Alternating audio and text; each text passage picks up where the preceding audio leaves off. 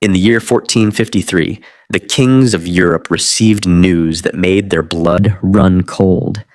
A city that had stood untouched for over 1,000 years, a city so heavily fortified that no army in history had ever broken through its walls, had fallen in a single night. The men who took it weren't Roman, they weren't Greek, they weren't even European. They came from a small tribe of nomadic warriors that 150 years earlier controlled nothing more than a patch of dust in Anatolia. By the time they were finished, they would rule 3 continents, terrify every crowned head in Europe, and build one of the longest-lasting empires the world has ever known. This is the story of the Ottomans, and how a handful of horsemen built an empire that outlasted the Byzantines, outlasted the Crusader kingdoms, and very nearly conquered Vienna itself. Stick around, because by the end of this video, you'll understand why, for 600 years, the mere mention of the word Ottoman was enough to keep European monarchs awake at night. Rewind to 1299.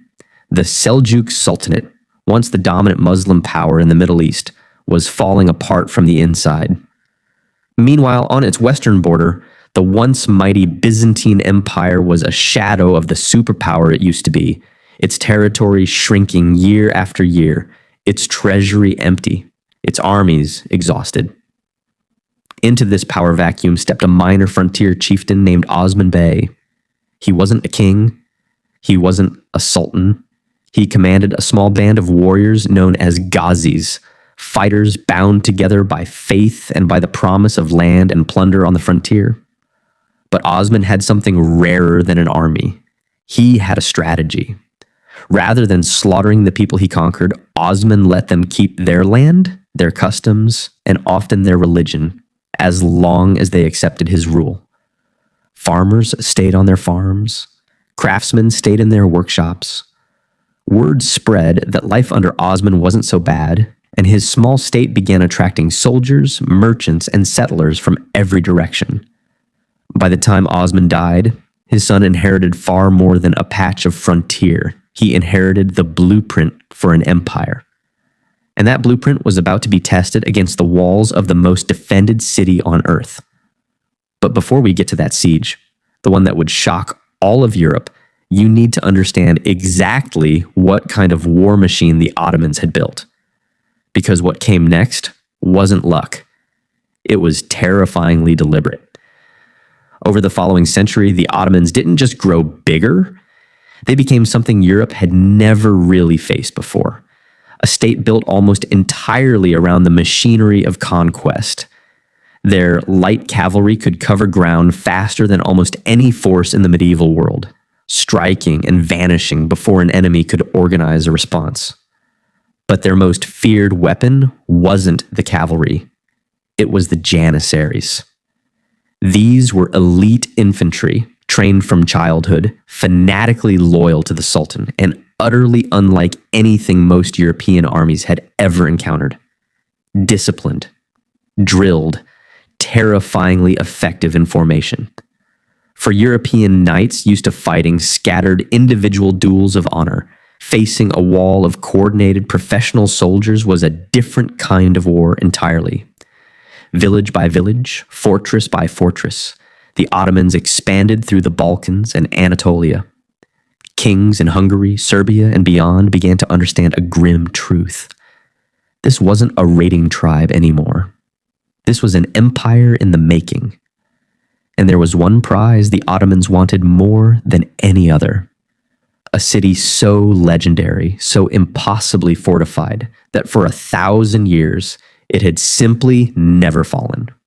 Constantinople.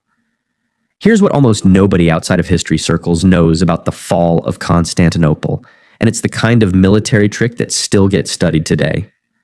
In 1451, a 21-year-old sultan took the throne. His name was Mehmed II, and he had one obsession: taking the city that had defeated every army sent against it for a millennium. He didn't just plan an attack, he engineered one. Mehmed commissioned massive bronze cannons, siege weapons on a scale Europe had rarely seen, built specifically to smash through Constantinople's legendary Theodosian walls.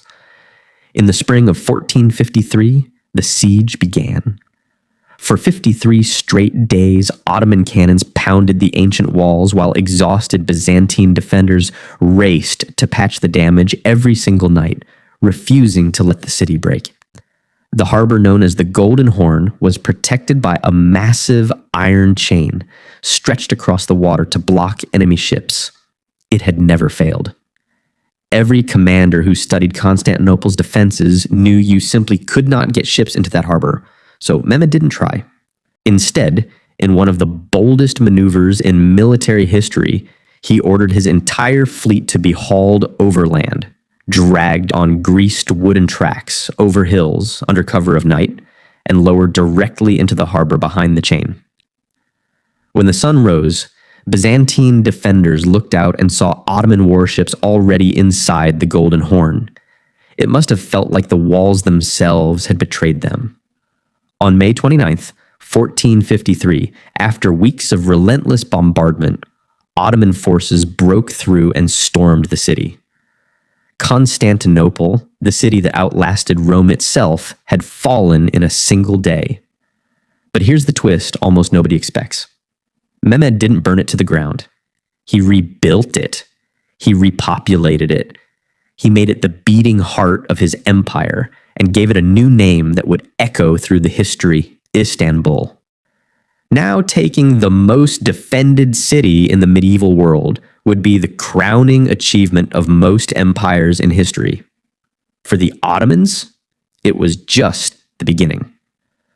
What came next was a golden age so extraordinary that European kings would spend the next 200 years either allying with the Ottomans or living in fear of them. If stories like this, the ones that get buried under textbook dates and never taught properly in school, are the reason you're here, do me a favor and hit subscribe right now. This channel exists purely to dig up the medieval world's greatest untold stories, and trust me, the golden age we're about to cover is one of the wildest chapters in this entire empire's history. All right, let's talk about the Sultan who nearly took Vienna. In 1520, a new sultan rose to power. History would remember him by two names. To his own people, he was Suleiman the Lawgiver. To a terrified Europe, he was Suleiman the Magnificent. He was, without exaggeration, one of the most formidable rulers medieval and early modern Europe ever faced. A brilliant battlefield commander, a skilled poet, and one of the greatest legal reformers in Ottoman history, all in one man. Under Suleiman, Ottoman armies captured Belgrade. They seized the island of Rhodes from the Knights Hospitaller. And at the Battle of Mohacs, they crushed the kingdom of Hungary so decisively that it reshaped the balance of power in Central Europe for generations. Then, Ottoman forces marched all the way to the gates of Vienna itself. Think about that for a moment. An army that started as a handful of frontier horsemen in Anatolia was now laying siege to one of the great capitals of Western Europe. For the crowned heads of England, France, and the Holy Roman Empire, the message was unmistakable. Nowhere in Europe was truly safe. But Suleiman wasn't only a conqueror, and this is the part most documentaries skip entirely. He overhauled the empire's legal system so thoroughly that his laws remained in use for centuries. He poured resources into trade, science, and the arts. Working alongside the legendary architect Mimar Sinan, he filled the empire with breathtaking mosques, bridges, schools, and libraries, many of which still stand in Istanbul today, visited by millions of tourists every year. At its absolute height, the Ottoman Empire stretched across 3 continents, Europe, Asia, and Africa, governing millions of people across dozens of cultures, languages, and religions, from the Balkans to the Arabian Peninsula. For over 100 years, it wasn't just a regional power. It was one of the true superpowers of the known world. But as every History Channel viewer already knows, no empire lasts forever. So, how does an empire that terrified Vienna itself eventually collapse? The answer isn't one single defeat. It's centuries of cracks that quietly spread beneath the surface. As the 1600s and 1700s rolled on, Europe began modernizing its armies, its economies, and its industries at a pace the Ottomans struggled to match. Corruption crept into the imperial court. Trade routes that once flowed straight through Ottoman territory began shifting elsewhere as European powers opened new sea routes to Asia. Nationalist uprisings flared across the Balkans. One by one, European rivals, Russia, Austria, Britain, and others, chipped away at Ottoman territory piece by piece. Sultans attempted reform after reform, trying to modernize the military and the government to keep pace with Europe.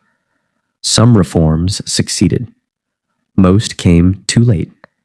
Then came the war that broke empires all across the globe, World War I. The Ottomans entered on the losing side, and after years of brutal, exhausting conflict, the empire that had once stood at the gates of Vienna simply could not hold together any longer. In 1922, the Ottoman Sultanate was formally abolished. The following year, in 1923, a new nation rose from its ashes, the modern Republic of Turkey, founded by Mustafa Kemal Ataturk. An empire that had lasted more than 600 years, longer than the entire history of the United States, longer than most royal dynasties in European history, had finally come to an end. But here's the thing about empires like this one. They never really disappear. Walk through Istanbul today, and you're walking through Ottoman history. Its mosques, its palaces, its markets, its cuisine, the legal reforms, the architecture, the sheer scale of what this empire achieved still shapes the modern Middle East and Southeastern Europe in ways most people never realize. From a small band of frontier horsemen under Osman Bey, to the conquerors of Constantinople, to the empire that made Vienna tremble, the Ottomans remind us of something every empire in history eventually learns. Rise high enough, and your shadow outlives you by centuries. If you enjoyed this journey through medieval history, make sure you're subscribed with notifications on, because every week we're uncovering the forgotten kings, the legendary battles, and the extraordinary rise and fall stories that most of history class skips right over. Let us know in the comments, which empire should we cover next? Until then, keep discovering history.